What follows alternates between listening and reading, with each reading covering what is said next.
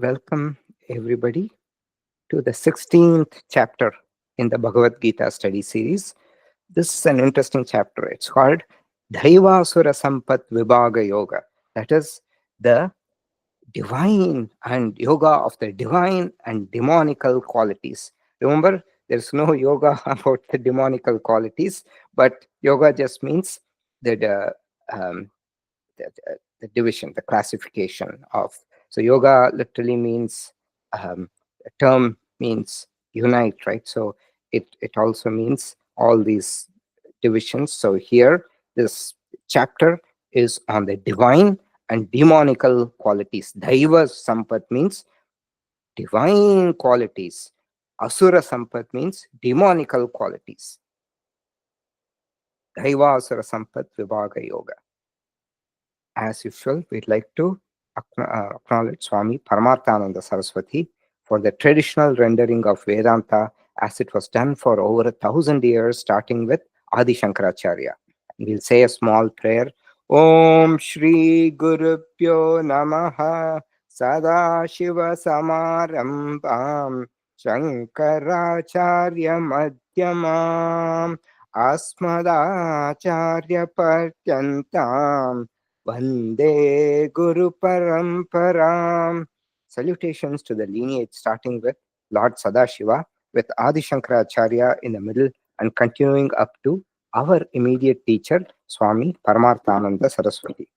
So, with that, we'll get started on Daivasura Sampat Vibhaga Yoga. So, as usual, let's go to this chart, this slide you should be very familiar with this point. You've seen this many, many times. The Bhagavad Gita is divided into 3 shatkams, and now we are in the Charama Shatkam, or the last 6 chapters. And the 3 things that are discussed are Jivatma Paramatma Swarupa Aikyam, the oneness of Jivatma and Paramatma. Then Jnana Yoga, 13, 14, 15 is all about Jnana Yoga. The Drashta and the Drishyam, Purusha and Prakriti, the subject and the object. So it tells what the subject is by negating anything which is the object. And it tells what the Purusha is by negating anything which has properties. Guna, 13th is about Purusha, subject, object. 14th is about Gunas. Anything that has Gunas is not a Purusha. Purusha is beyond Gunatitam. It's beyond all the Gunas. Now, the third portion is values, Sat Guna, or values to purify the mind. Okay, this is what is studied in this chapter. Now, if you see the 13th, 14th, and 15th chapters, the subject is knowledge. It is part of Vedanta. Now, we see a shift in the subject matter. So, the Vedas are Shruti, or the revealed scriptures. The entire Vedas, it was revealed to rishis, sages in their meditation, right?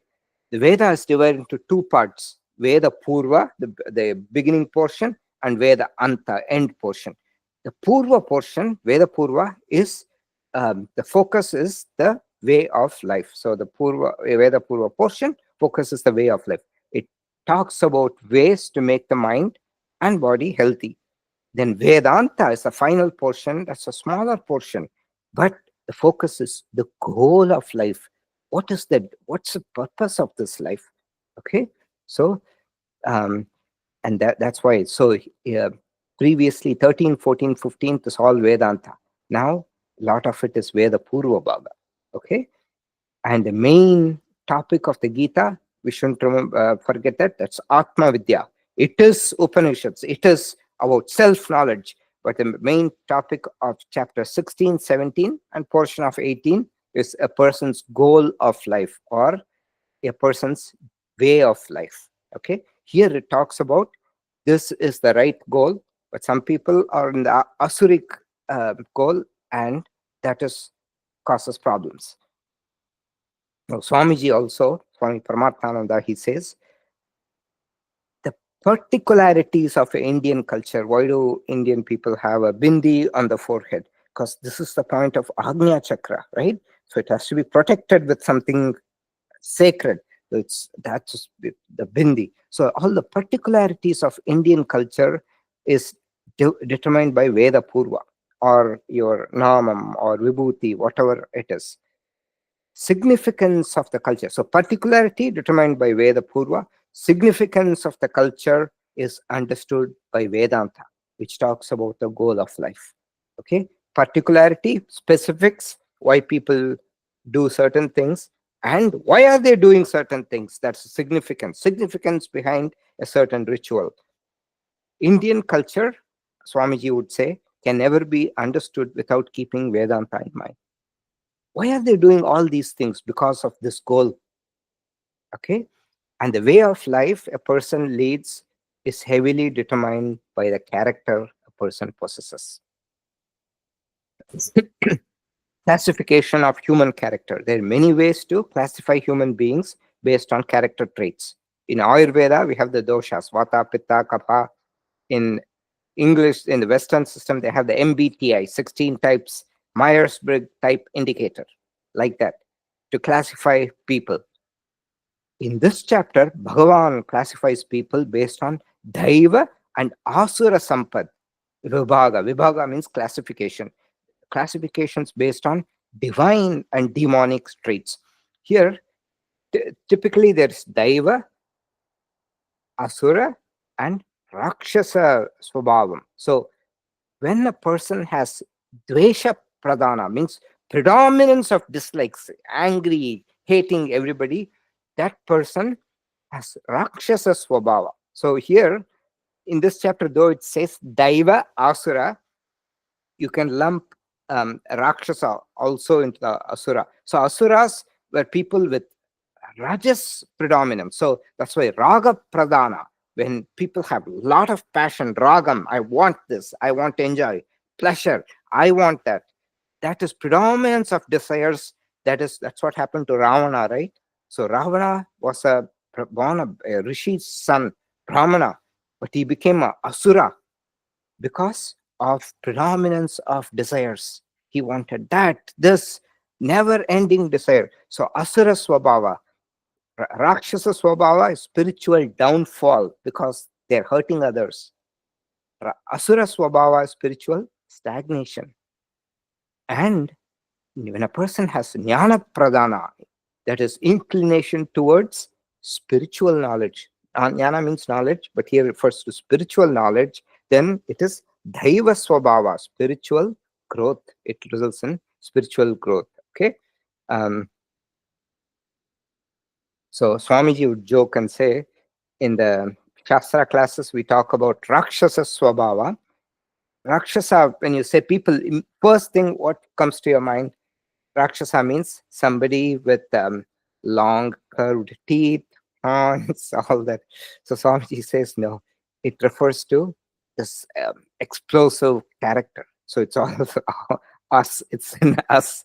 So the and the second group of people, Krishna calls Asura Swabhava. Asura also doesn't mean a little smaller teeth, but still some smaller tusks. But it's derived from Asusu Ramante iti Asuraha. Asushu means the sense organs. So Ramante means revel. Yeah. So Asura means a person or a society or a group which values sensory revelry, noise making, merry making alone. This people will not fall down spiritually, but there's no scope for spiritual growth. Therefore, the second character will lead to spiritual stagnation. And Daiva Swabhava means, Deva means Div, it means bright. It's derived from root Div.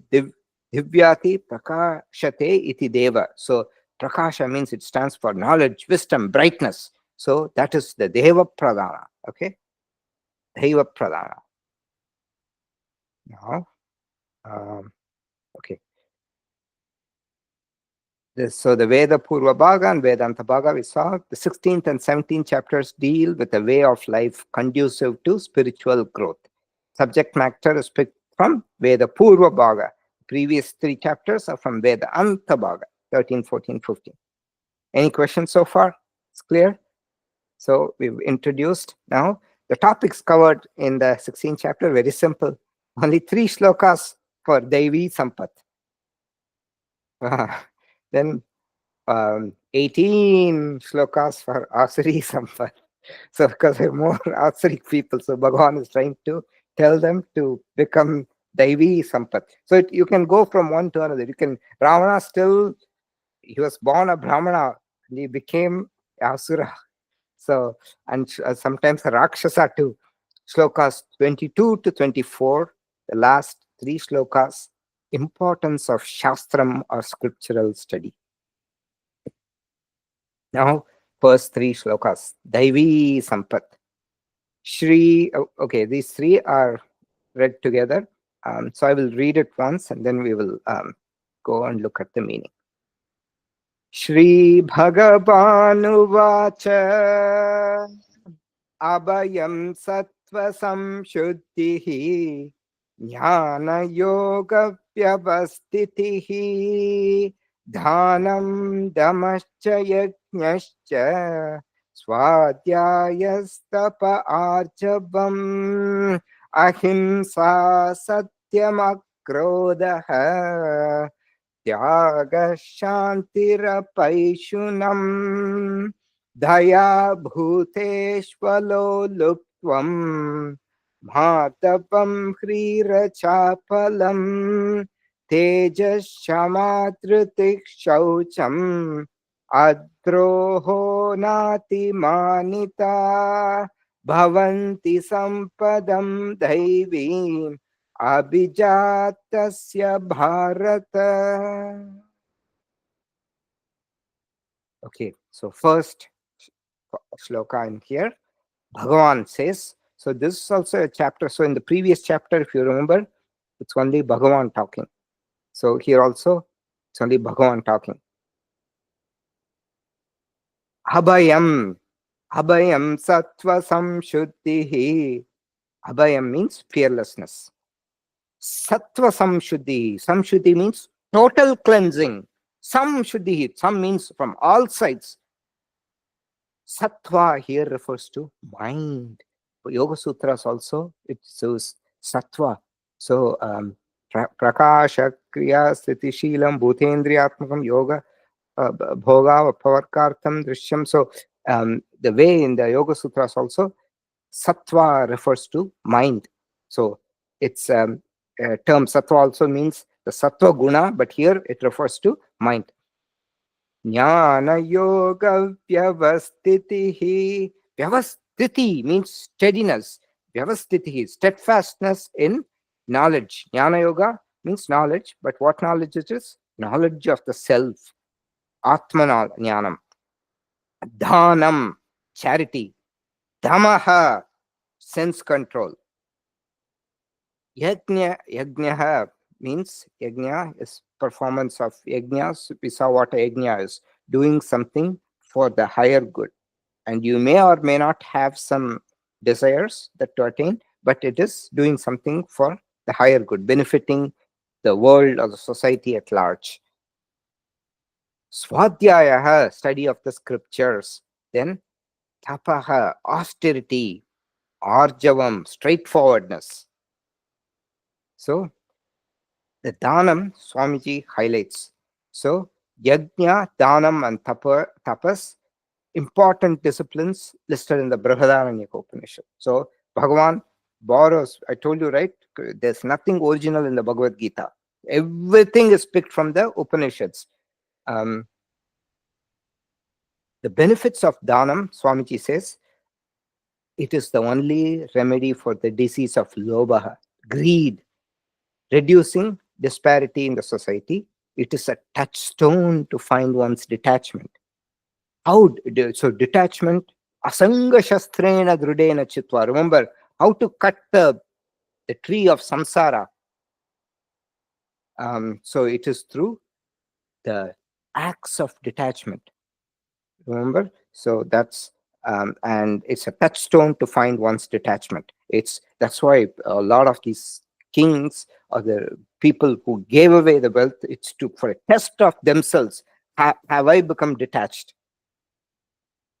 It is a very important prayaschitta karma. So if you do something bad as a prayaschittam, it is mentioned in the Shastras. And it's a beautiful sadhana which makes the death peaceful, Swamiji says. So till now, we keep enjoying. This will give me pleasure. That will give me pleasure. And then one day, Yamadharmaraja comes, snatches, and we die painfully. So if you give away, then the death is much more peaceful. Otherwise, oh, I have all these things, I want them. No, you won't have them. That's so. Those are the importance of dhanam. So there is a beautiful shloka somewhere in the Shastras. Shateshu jayate shura sahasreshu cha panditah vaktra dasha sahasreshu dhata bhavati banava. Among hundreds, shatam means 100. Shateshu jayate, jayate means born. Shura, a valorous one. Shura means valorous one. Sahasreshu cha pandita, among 1,000 is born an intelligent person. Vakta dasha sahasreshu, an orator among 10,000. Dasha sahasram means, sahasra means 1,000, sahasranam, 1,000 names. Dasha sahasra means 10,000, an orator is born. Dhata bhavati vahanava, a true giver may or may not, va na va means may or may not be born. So that's how difficult dhanam is.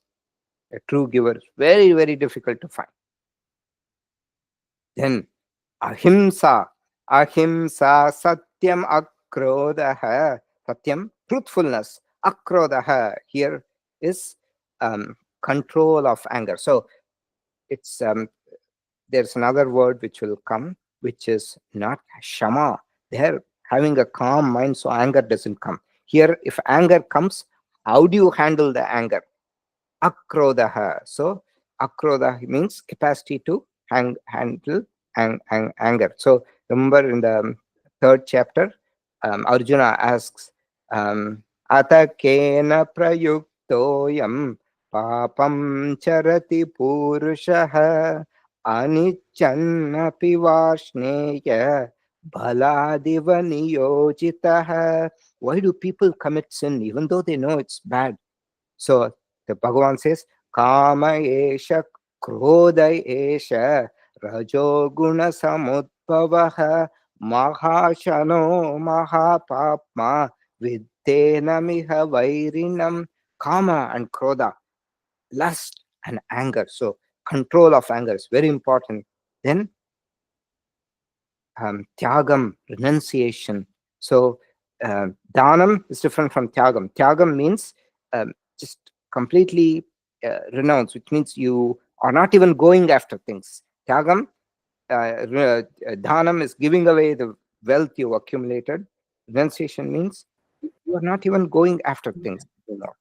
Shantihi, tranquility. Apaishunam, avoidance of slander. Paishunam, it's slander. Some South Indian language, pari, that's slander. Daya bhuteshu, compassion towards all beings. Alo luptvam, covetousness. Luptvam, luptapin, so coveting everything. So uncovetness, alo luptvam means uncovetness. Bhardavam, gentleness. Greed, modesty. Achapalam. Achalam means just moving, constant. Sorry, achalam means unmoving. Chalam means moving. Freedom from restlessness. Body restlessness is a very bad thing because it makes your mind restless and you do bad decisions. Okay? Tejaha, brilliance.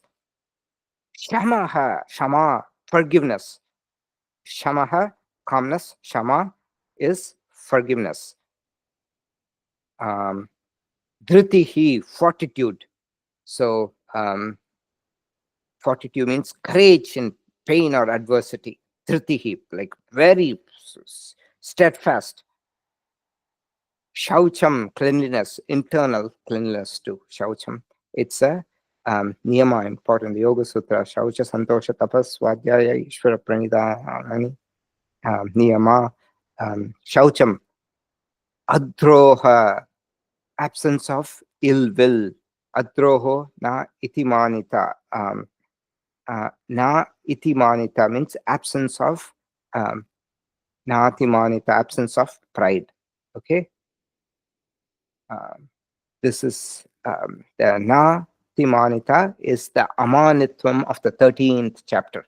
So remember, in the 13th chapter we saw amanitvam adhambitvam ahimsa kshantirarchavam. Same thing, he in different form Bhagavan repeats 20 values. Amanitvam and dhamba and amanitvam. Amanitvam means at the thought level. Adhambitvam means expressing outside. So at the thought level, oh, I am superior than that guy. That is manitvam. Dhambitvam means showing off. Oh, I have accomplished in life. I will buy an expensive car just to show it off. Okay, that is dhambitvam. So we've seen all these various. So shama here usually means calmness, but here it has the context of like not being angry and being able to forgive. So shama, so it's used in that context. Shama, forgiveness.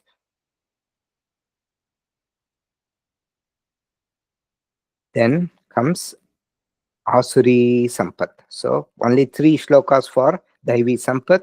Now Asuri Sampat. Dhambho dharpo bhimanascha krodha parushyam evacha ajnanam chabijatasya partha sampadam asurim. Dhambaha, hypocrisy. Dharpaha, arrogance. Abhimanaha, vanity. Krodhaha, anger. Parushyam, harshness. Evacha, and then ajnanam, lack of knowledge. Abhijatasya partha sampadam asurim. Asurim sampad abhijataha partha. These are the qualities. These belong to a person born of asurim sampat. Abhijata means born of asurim sampat, demonic state. So in this verse, he presents asuri sampat in a nutshell. Later, he is going to explain this in great detail because most of the world is asuri sampat. Like said, Swamiji would joke that Asura doesn't will immediately think like people with tusk, teeth, all that. No. It is us ordinary people. So he presents Asuri Sampat in a nutshell here. Later from the 7th verse, he will elaborate the same Asuri Sampat, Vistara Asuri Sampat, detailed version from the 7th verse up to the 21. So Dambaha means pomp and show, exhibitions of the wealth, their position, status. Amanitvam, adhambitvam, buying a car to show off. Dharpaha, along with money and power comes arrogance. It is disrespecting great people, disrespecting elders, like that. Abhimanaha means manitvam, superiority complex. Amanitvam, so abhimana, same thing. Amanitvam means at the mind level, I am superior than that person. That is amanitvam. Adhambitvam means expressed, not expressed. Dhambitvam is expressed vanity. Manitvam is internal thinking that I'm superior. The difference between darpa and abhimana is darpa is externally expressed, manitvam or abhimana is unexpressed. Okay, so same thing, the 13th chapter, that's why I put this slide. Amanitvam, adhambitvam, same thing in 2 different forms. Here it is dhamba and darpa. Okay, Parusham is rudeness. Ajnanam. So Ajnanam means ignorance, and here ignorance means ignorance of dharma values and ethics. It is not ignorance of knowledge of the Atma. So usually Ajnanam, when we say, it means knowledge, not knowing the fact that I am not the body, right? So for Ajnanam, that's a thing. So um, the biggest avidya kshetram uttaresham prasupta tanu vichinnodharanam avidya or ajnanam is the biggest klesha. Patanjali says that, right? There, what is avidya ajnanam? It is the lack of knowing that Purusha, you think you are the Prakriti, but you are the Purusha, right? But here, ajnanam does not refer to that. It refers to lack of knowledge of ethics. Okay?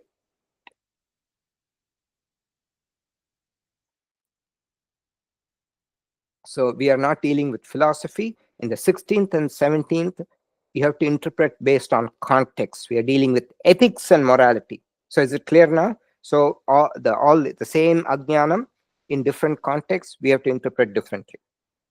It's important to, okay? Yes, Patya. Is there any difference between vanity or ego? Vanity and ego, both are same. Yeah. Abhimanashcha, it means ego or vanity. So, so here Swamiji, the way he says Abhimana means superiority complex. It is at the mind level. It is the superiority complex. Okay. It's mental, not expressed. When you express it, it becomes dhamba. Daivi sampat vimokshaya nibandhaya surimata mashuchar sampadam daivim abhijatosi bharata. It is known, Daivi sampad vimokshaya. It is known that Daivi sampad leads to liberation. That is, divine nature leads to liberation. And Asuri Sampat, demonic nature, leads to bondage. Nibandaya Asuri Mata. Mata means it is known or it is deemed that. Okay. Then Bhagavan says, Ma Shuchaha, don't worry. Daivim Sampat Abhijato Si Pandava. Daivim, you are Abhijato Si means you are born with. What are you born with? Daivim Sampat, you are born with a divine nature. So, so Bhagavan doesn't want to scare Arjuna.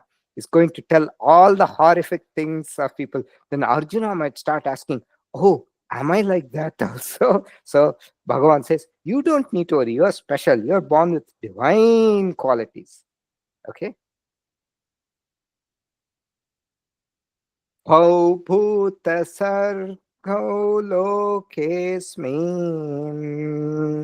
Daiva asura eva cha Daivo vistarasha proktaha Asuram pata me shrunu. Bhuta sarga. So the sarga means created. There are dhau bhuta sargaha. So there are two types of created beings. Loke asmin, in this world, asmin loke, in this world, there are two types of created beings. And what are those? Daiva asura evacha, the divine and the demonical.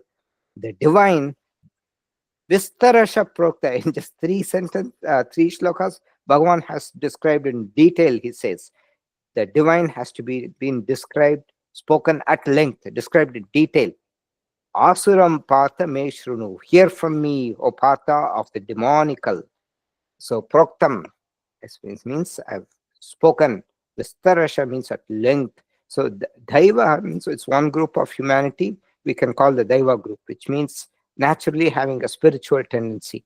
They may be born in a materialistic society, but something pulls them towards spiritual practice, spiritual books, spiritual topics. Then there is the other group, Asura evacha, that is utterly materialistic group. As Yamadharmaraja said in Kathopanishad, Shreyascha preyascha manusyam etatau samparitya Vibhinakti Dhiraha. So Yamadharma calls them Shreyas and Preyas group. So Asura means materialistic tendencies. Even though they are born in a spiritual family, surrounded by Vedas, Brahmanas, temples, father may be also a great person, but in spite of all that, you see some sons, they're born in a very good family, but they'll have Asuric tendencies.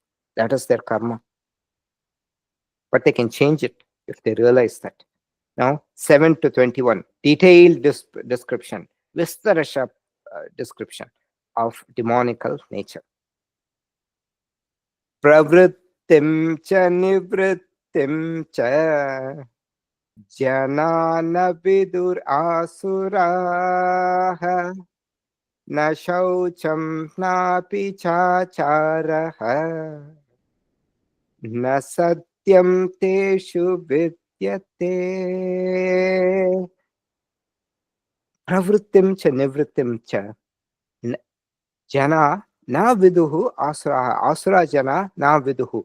The demonic know neither pravrittim, what ought to be done, nor do they know nivrittim, what they should refrain from.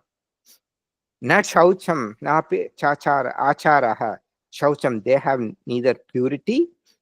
Achara means right conduct. Not right conduct. Na satyam, they don't know.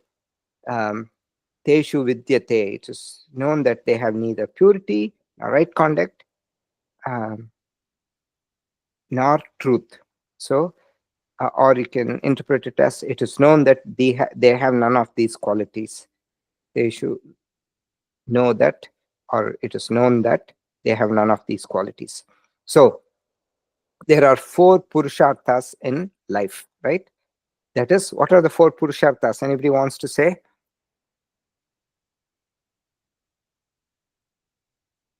Yeah. Artha Purushartha, Kama Purushartha, Dharma Purushartha, Moksha Purushartha. Yeah, very good. So, Artha, Kama, Dharma, and Moksha. These are the 4 goals of human pursuit. Okay? Moksha and Dharma are not visible to our eyes. Artha and Kama, very, very visible, right? But so the Moksha and Dharma and Moksha are called Apaurisheya Purushartham. That is, goals not available to the sense organs. So, only one with a divine nature can perceive the subtle thing. Since these 2 goals are not known, every human being, generally, most human beings go only towards the other 2 purushasas, Artha and Kama. Artha means what? Money, value, wealth, security, all these. For wealth is very natural. Second thing is Kama, pleasure or enjoyment. So, just as a baby does not know what is good for it and what is bad, baby surrenders to the mother, mother decides what's good for the child. Similarly, Veda is like the mother, which decides what is ultimately good for us, and ultimate goal of human life is spiritual goal. So achara means right conduct. Okay, so that's why in the last portion of this chapter, Bhagavan talks about why study the Shastras. Okay, clear? Swamiji also says the sacred thread ceremony, the Upanayana, this is transformation. It's also a symbolic thing. It is transformation from materialistic value system to spiritual value system. This is considered the second birth of a human being. Dvija, that's why they're called twice born. If you have a sacred thread, you take second birth. The transformation is from Prakruta to Samskrita Purusha. That is just material to Samskritam, means right knowledge from all angles. Kritam is action. Action with the Samskritam means from looking at it from all points of view. Knowledgeable action. This is generally symbolized by the sacred thread ceremony.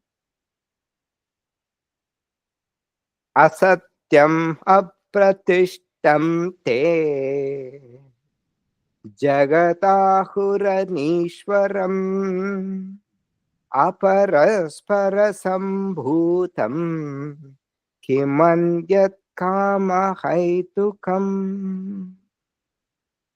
They say, they ahu asatyam apratishtam jagat. The world is without truth, and apratishtam means basis. It is without a basis. Anishwaram, and it's also without Ishvara. And what is the entire world made of? Aparaspara sambhutam, born of mutual union, brought about by Kim Anyat, what else? Kim Anyat, what else? But Kama Haitukam, but just lust. So male and females coming together, and children are born. So it's the entire world is there just based on lust. This is their mindset. That is how they operate. So how did the creation come? They just say, oh, God, nobody created. It is just aparaspara sambhutam. God, what's the necessity of God? Very simple. It's just male female union. It's caused by karma or passion. That's how the entire world is born. So this is their mindset, and that's how they operate in the world. So meaning of the word dharma. So it is without any dharma. That's what they say. Meaning of the word dharma. Dharma means that which sustains the universe. It's from the root dhru, means to sustain. Dharanat dharma, moral order alone sustains the universe. Once morality goes from the society, there will be utter distress and confusion, and the society cannot survive for long. And therefore, scriptures talk about dharmas, and these people do not believe in dharmas because dharma is not visible. It is apaurisheya purushartham. It's not visible to their eyes. They believe in the physical order of the universe because you can scientifically prove that. Okay? Etam drishtim avashtapya nashtatmanolpabhuttayah prabhavantyugrakarmanah shayaya jagato hitah. Etam drishtim avashtapya means holding this view, nashtatmanaha, these ruined, nashtat, atma here means mind, these ruined minds, alpa buddhaya, alpa means small, alpa, these ruined minds of small intellect, prabhavanti means come forth, ugra karmanaha, and of ugra karma, they are of fierce deeds. Ugram means fierce, karma, they do just aggressive actions, like what Trump is doing, aggressive, like causing harm, problem. Prabhavanti, they come forth as Jagato Hita, as the Shaya was the world, for the destruction of the world, Jagato Hita as the enemies of the world. Okay. Shayam means for the destruction. They come forth as the enemies of the world for its destruction. Okay. So, Nashtatmanaha, ruined minds. Atma here means mind. Asuric people entertain or hold on to materialistic philosophy. Their philosophy is whatever sense organs can see, that alone exists. Therefore, there can be things beyond our sense organs which can be known through other means of knowledge. They don't accept all that. And knowledge without wisdom becomes dangerous. Knowledge is material, but wisdom, knowledge is material knowledge, wisdom is dharmic knowledge. When material knowledge increases without dharmic knowledge, the society will have problems. Therefore, jagata kshayaya, there will be the destruction of the entire jagat, the universe. Kamam ashritya dushpuram dhambhamanapmadanvitaha mohat grihitva satraha pravartanate pravartante shuchivrataah kamam ashrutya dushpuram, filled with insatiable desires, dhambamana madanvitaha, full of dhamba, hypocrisy, mana, mada, anvita. So dhamba, hypocrisy, mana, pride, mada, arrogance, anvita, filled, full of this, and um, mohat grihitva, holding wrong perception, mohat, due to delusion, um, mohat grihitva, asat grahan, um, so holding the wrong perception due to moha, delusion, um, and grasping onto that grahan. Pravartante, pravartante means they act with ashuchi prataha, with impure resolve. Ashuchi means impure, vrataha means resolve, vratam, it's like a vow, so here it's a resolve. They act with impure, they're very convinced we have to kill all these people because that's the good thing for the world, and they go with holding these wrong perception. Oh, we have to get rid of all these people, we have to kill all these animals, and we have to kill all this because these animals, they trouble all the snakes, we'll kill them. So that is because of moha, delusion. And what prompts it? Insatiable desires. I want more and more. Kama mashritya, and full of hypocrisy, pride, and arrogance, holding wrong perception. Due to delusion, they act with the impure resolve.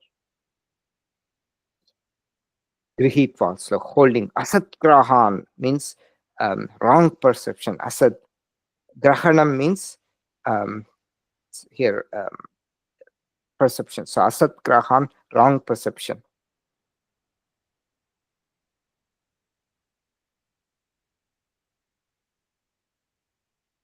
What's the time looking? Okay, 7:15. Chintamaparimetyam cha pralayam upashritaah kamopabhoga parama yetapat iti nishchitaah. Chintam aparimeyam cha, beset with immense aparimeyam, immense chintam, anxiety. Pralayantam upashritaha, ending only. Pralayam here refers to death, ending only with death. Pralayantam, pralaya antam, ending only with death. Here pralayam just means death or deluge. Chintam aparimeyam cha pralayam tam, pralaya antam upashritaha means, upashritaha literally means taking refuge. Here you can say they are beset with, they are given to chintam, immense anxiety. Okay, chintam aparimeyam. Aparimeyam means immeasurable. Chinta here refers to chinta matkaro in Hindi also. It means worry, anxiety. So aparimeyam means it's immeasurable. Parimeyam means you can measure. It's immeasurable. Kama upabhoga parama. Kama upabhoga. Kama is gratification, and kama is lust, bhoga is gratification, upabhoga, like great gratification, as parama, as the highest goal. Kama upabhoga parama, as regarding gratification of lust as the highest goal. Etavat, this is all. Nishchita here means etavat, all of these they think, they feel very nishchitaha, they feel very sure, nishchitam, very sure that this is the only goal of life, to enjoy lust, but they also suffer. They filled with image. If I have to keep enjoying, otherwise I'll suffer. I'm suffering, so I need find ways to enjoy myself. This is their only goal. Materialistic person depends upon unpredictable external factors for their comfort and happiness, whereas the spiritual person requires only one thing. Atmani eva atmana tushtaha. Remember in 6th chapter, it's only by the Atma can you um, satisfy the Atma. That is, only with the knowing the consciousness, the mind can be satisfied. Fortunately, Atma will not break down. Therefore, these materialistic people are full of stress and strain. We'll do one more sloka and we will stop. Asha pasha shatair buddha kama krodha parayana ihante kama bhogatam anyayenatha sanchayan. Okay. Asha pasha shatair bhaddaha means bound. Asha pasha means pasha means noose. Okay, bound by 100 fetters of desires. Asha, it's like desire. Noose of asha pasha means noose of desires. Shatair, by 100 fetters of desires. Bhaddaha, bound by kama krodha parayanaha, given over to um, lust and anger. Parayana means ultimate. They think kama and krodha are the ultimate destinations. They don't know anything else. For them, lust and anger. Ihante kama bhogatam. So they ihante means they strive for kama bhoga artham, lust and enjoyment goals, kama bhoga, for the sake of lust and enjoyment. They strive for hoards of wealth by anyayena artha sanchayan, by unrighteousness. Unrighteous means anyayena means unrighteous. Artha sanchayan, hoards of wealth. So they strive for hoards of wealth by unrighteousness. Unrighteous means for the sake of kama bhogartham, for sake of sensual enjoyment. Okay, so that's all they do. Bound by 100 fetters of desires, given over to lust and anger, they strive for artha sanchayan, so hoards of wealth by anyayena, unrighteousness. Anyayena artha, unrighteous means kama bhogatam, for the sake of sensual enjoyment. Ihante, they strive for. Okay, so 13, 14, and 15 we have to do together. So I think this is probably a right time to stop.